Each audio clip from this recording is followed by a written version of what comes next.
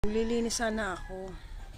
Kaso lang, hindi ako makapaglinis ng maayos kasi nakakahiyang paalisin yung mga amo ko dito. Natutulog pa. Oh, tingnan mo. Yan ang amo ko yan. Mga amo ko yan. Ayun oh. Oh, yan pa nahagok oh.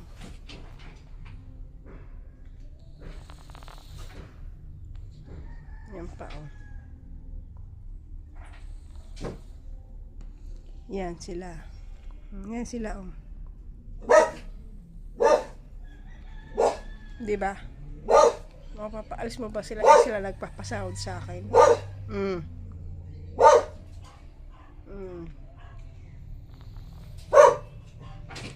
Nahagok pa yung isa. Paano ko sila papaalisin? Baka ako'y di mapapasahod eh. Yun naman po sila oh.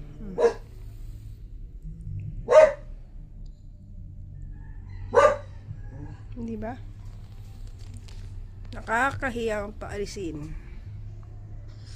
Hindi ako makapaglinis maayos kapag ganito. Kakahiya.